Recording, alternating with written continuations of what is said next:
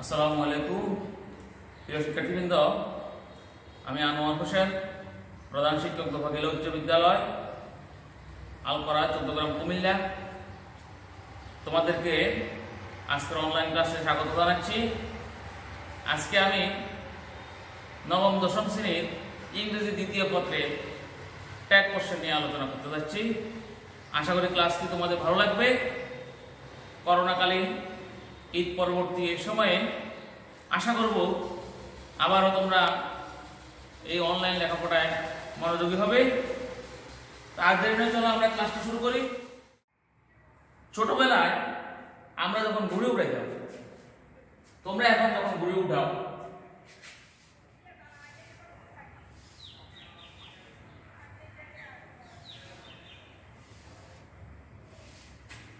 প্রথম যখন আমি ঘুড়িটা বানিয়ে উড়িয়ে দিলাম, দেখা যাক ঘুড়িটা হয়তো এদিক সেদিক কাজ হয়ে যায়। তখন যদি বাম দিকে কাজ হয়ে যায়, আমরা ধরে নিই যে বাম দিকে একটু ভারী হয়ে গেছে, তখন ডান দিকে কিছু একটা ঘাস বা কাগজ বা অন্য কিছু একটা জুড়ে দিতাম। আবার যদি ডান দিকে ঢুকে পড়ে, আমরা বুঝতাম যে ডান দিকটা ভারী হয়ে গেছে, তখন বাম দিকে কিছু জুড়ে দিয়ে সমতা রক্ষা করার চেষ্টা করতাম। আবার দেখি যে ওই দিকে যদি নড়াচড়া করে, তখন আমরা একটা লেজ জুড়ে দিতাম। এই জুড়ে দেওয়া, ট্যাগ করা। এখন গ্রামারের ভাষায় ট্যাগ কোশ্চেনটা কি?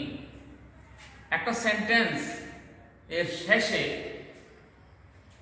যদি একটা প্রশ্ন জুড়ে দেওয়া হয়, উত্তরের আশায় একটা প্রশ্ন জুড়ে দেওয়া হয়, সেই প্রশ্নটাকে আমরা বলি ট্যাগ কোশ্চেন।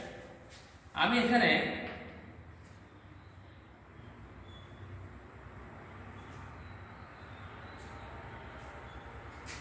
দেখো, ট্যাগ কোশ্চেনের সংজ্ঞাটা আমি বাংলায় একটু লেখার চেষ্টা করতেছি। কোনো স্টেটমেন্ট, বিবৃতি, বক্তব্য, সংজ্ঞা।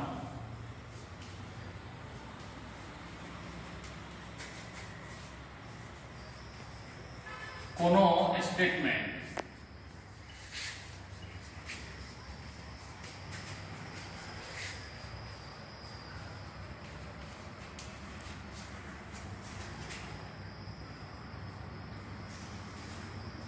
প্রকাশক বাক্যে শ্রোতার সমর্থন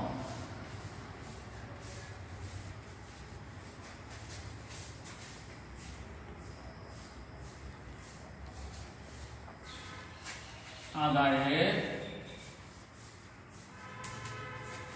জন্য বাক্যের শেষে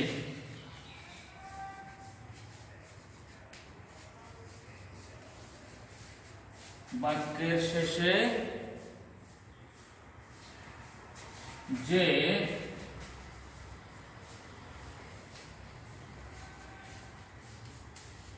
সংক্ষিপ্ত প্রশ্ন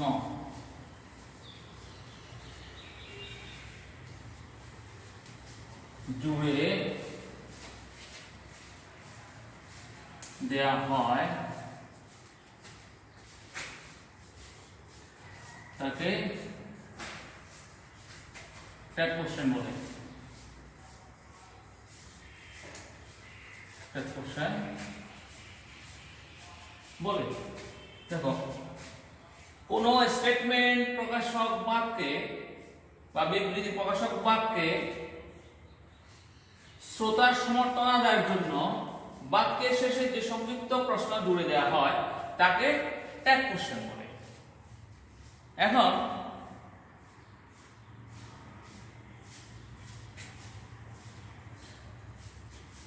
এখানে আরেকটা জিনিস লক্ষ্য করবা,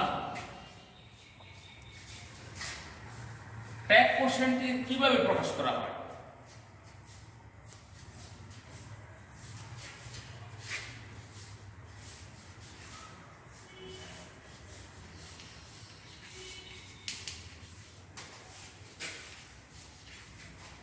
ট্যাগ কোশ্চেনটি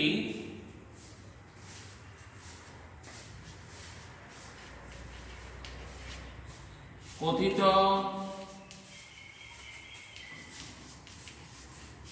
সেন্টেন্সের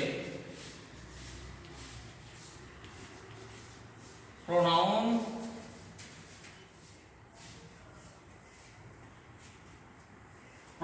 নিয়ে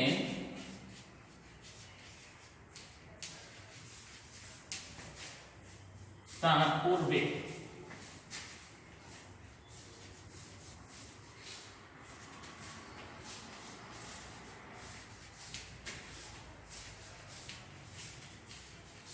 অক্সিলিয়ারি ভার্ব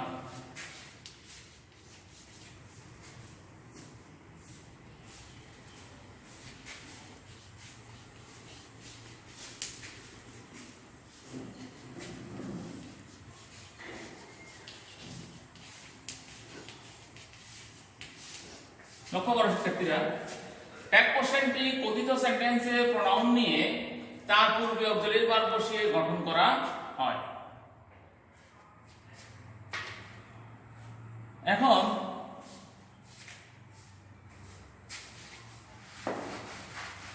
আমরা এরকম সংজ্ঞা শিখলাম, ট্যাগ কোশ্চেনটি কিভাবে গঠন করা হয় সেটা জানলাম। এখন ট্যাগ কোশ্চেনটা কি বাস্তবে এই সম্পর্কে একটু ধারণা নেব। বাস্তবে ট্যাগ কোশ্চেনটা কি এটা আমরা এখনো ধারণা পাইনি, এখন আমরা ব্যাপারে ধারণা নেব। দেখো,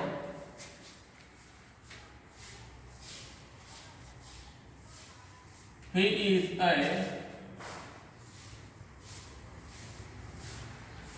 a student. Mr.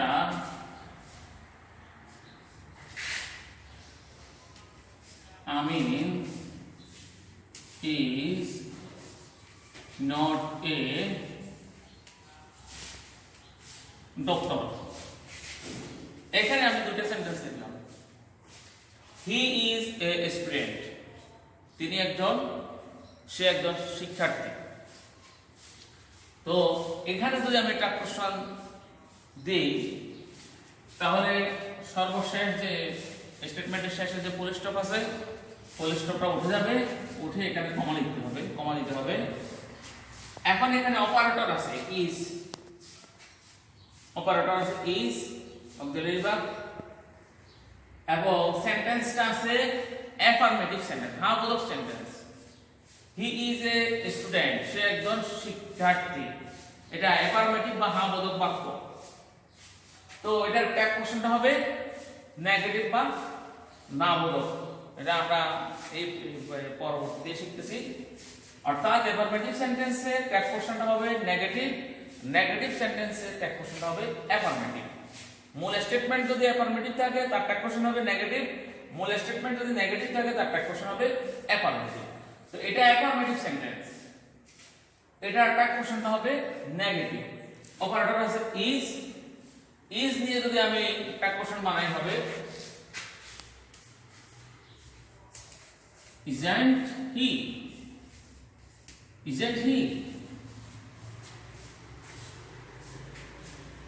এরপরে সেন্টেন্স দেখো, mister Amin is not a doctor. Amin সাহেব ডক্টর নন, আমিন সাহেব ডাক্তার নন। এখানে সেন্টেন্সটা আছে negative. Mister Amin is not a doctor, Amin সাহেব ডাক্তার নন, নট নেগেটিভ না বোধক সেন্টেন্স। এটার ট্যাগ কোশ্চেনটা হবে অ্যাফার্মেটিভ বা হ্যাঁ বোধক। যথারীতি আমরা এখানে ফুল স্টপটা উঠিয়ে দিলাম, উঠিয়ে এখানে কমা দিলাম, এবং অপারেটর আছে ইজ। যেহেতু এটা নেগেটিভ সেন্টেন্স, ট্যাগ কোশ্চেন হবে অ্যাফার্মেটিভ।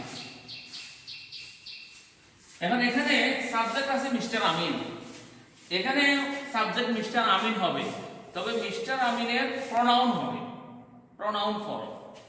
মিস্টার আমিন এর প্রোনাউন ফর্ম হবে কি হি, ইজ হি। তাহলে আমরা জানলাম অ্যাফার্মেটিভ সেন্টেন্সের ট্যাগ কোশ্চেন হবে নেগেটিভ সেন্টেন্সের ট্যাগ কোশ্চেন হবে অ্যাফার্মেটিভ। আর ট্যাগ কোশ্চেনের সাবজেক্ট সবসময় প্রোনাউন ফর্ম বসবে সাবজেক্টের, আর মূল স্টেটমেন্টের যে সাবজেক্ট ট্যাগ কোশ্চেনের সাবজেক্টও সেটাই হবে। এগুলো আমি লিখে দিব। তারপরে ট্যাগ কোশ্চেন এবং মূল সেন্টেন্সের মাঝখানে কমা হবে, ফুল স্টপটা উঠে দিয়ে কমা হবে। এখন আমরা ট্যাগ কোশ্চেনের কিছু বৈশিষ্ট্য, ট্যাগ কোশ্চেনের বৈশিষ্ট্যগুলো লিখতেছি। দেখো,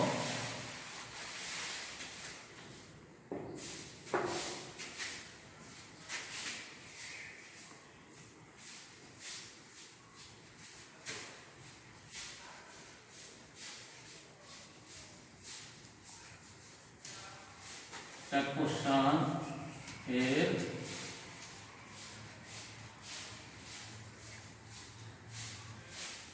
বৈশিষ্ট্য,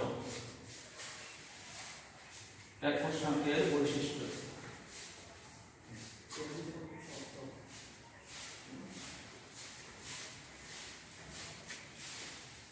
এক নাম্বার বৈশিষ্ট্য হলো মূল সেন্টেন্স অপরিবর্তিত থাকবে।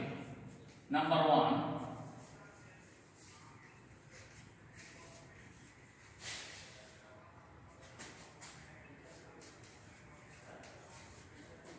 মূল সেন্টেন্স অপরিবর্তিত,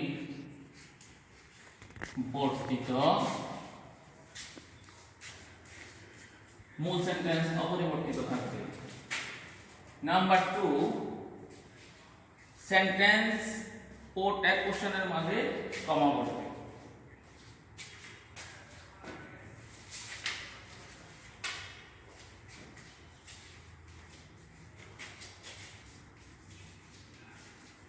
সেন্টেন্স ও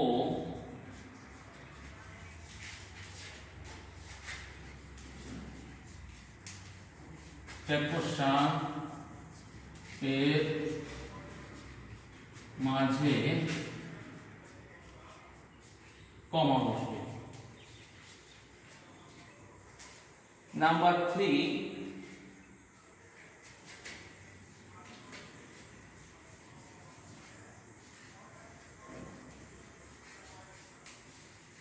ট্যাগ কোশ্চেন এর শেষে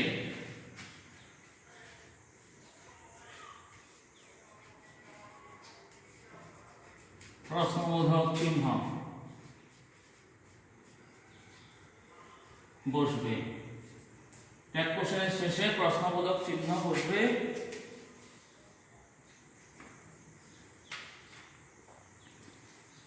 4, ট্যাগ অংশের সাবজেক্ট,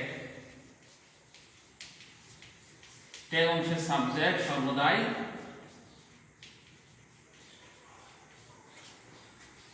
প্রোনাউন হবে।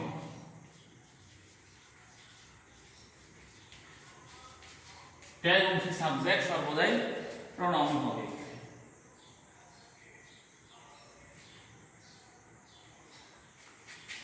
5, মূল স্টেটমেন্টের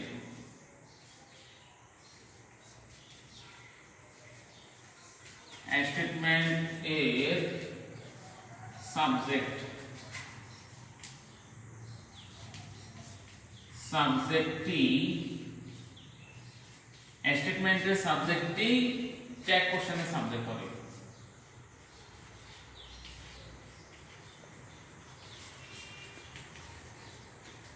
ট্যাগ কোশ্চেন এর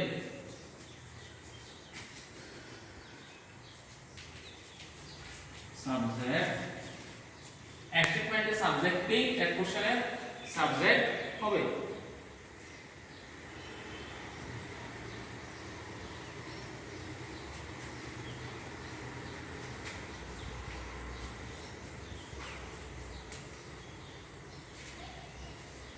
affirmative statement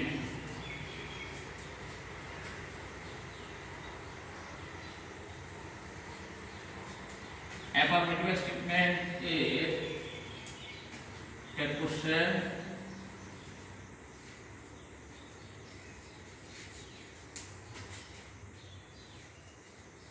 negative.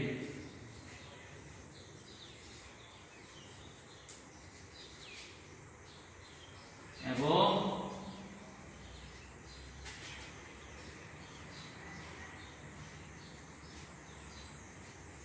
Negative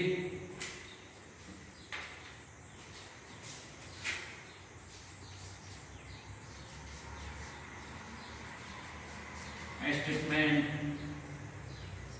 is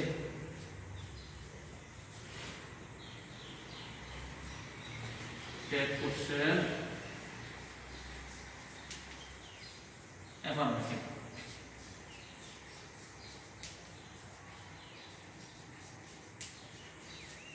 হবে।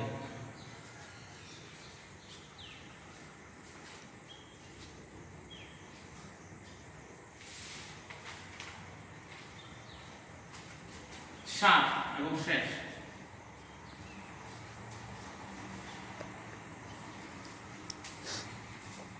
নেগেটিভ টেক is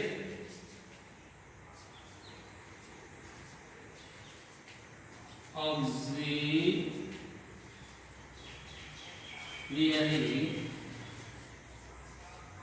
verb এর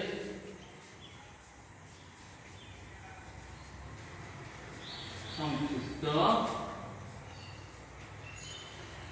রূপ।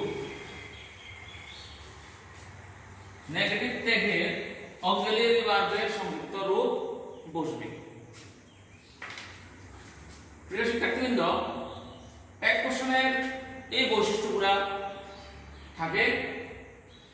প্রথম হলো মূল সেন্টেন্সটা পরিবর্তন থাকবে, মূল সেন্টেন্স যেটা ছিল সেটাই থাকবে, কোনো পরিবর্তন নাই। সেন্টেন্স এবং ট্যাগ পোরশনের মাঝে কমা বসবে। সাধারণত স্টেটমেন্টের শেষে ফুল স্টপ থাকে, যখন তুমি এটার সাথে ট্যাগ পোরশন জুড়বা, ট্যাগ পোরশন লাগাবা, তখন ফুল স্টপটা উঠিয়ে সেখানে কমা বসাতে হবে। ট্যাগ পোরশনের শেষে প্রশ্নবোধক চিহ্ন বসবে, যেহেতু কোশ্চেন প্রশ্নবোধক চিহ্ন বসবে অবশ্যই। ট্যাগ অংশের সাবজেক্ট সর্বদাই প্রোনাউন হবে। ট্যাগ অংশের সাবজেক্টটা মূল স্টেটমেন্টে যদি নাউন থাকে, ট্যাগ অংশে সেটা প্রোনাউন হবে, আর প্রোনাউন থাকলে তো প্রোনাউন হবে।